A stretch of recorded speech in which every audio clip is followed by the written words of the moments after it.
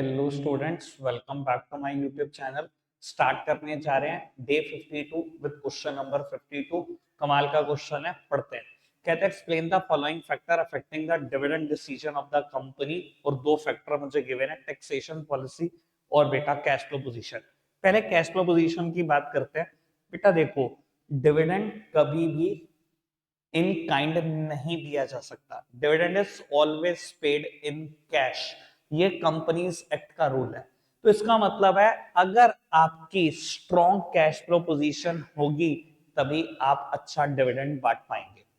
यानी कि अगर आपके बिजनेस की स्ट्रॉन्ग कैश फ्लो पोजीशन है तो डिविडेंड भी ज्यादा बांट पाओगे, और अगर कैश फ्लो पोजीशन वीक है तो आप डिविडेंड नहीं बांट पाएंगे। ऐसे केसेस में पैसे को रिटेन करना ही ठीक रहेगा। ये तो एक सिंपल सा फैक्टर हो गया। उसके बाद बात करते हैं बेटा टैक्सेशन पॉलिसी की। बेटा कंपनी को ना डिविडेंड डिक्लेयर करते टाइम एक टैक्स देना होता है जिसको हम बोलते हैं सीडीटी या बेटा बोलते हैं डीडीटी। सीडीटी मतलब कॉर्पोरेट डिविडेंड टैक्स या डिविडेंड डिस्ट्रीब्यूशन टैक्स। अगर ये tax at the time of declaration ज्यादा है बेटा, ऐसे केसेस में आप डिविडेंड को कम बांटना, क्योंकि शेयर होल्डर के हाथ में कुछ आएगा ही नहीं।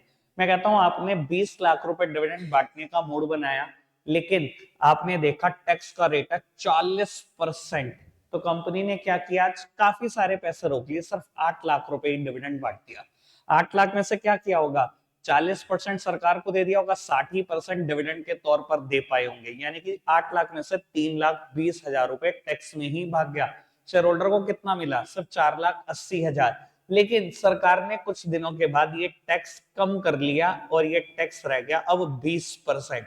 अगर ये टैक्स 20% रह गया है तो आज बचा हुआ सारा अमाउंट आप बांट सकते हो, यानी कि डिविडेंड ज्यादा दे सकते हो। अब 12 लाख आपके पास पड़ा हुआ है, 12 लाख में से कितना टैक्स जाएगा, सिर्फ 20%, सिर्फ 2,40,000। बचा हुआ 9,60,000 शेयर होल्डर के हाथ में आ जाएगा एज अ इनकम।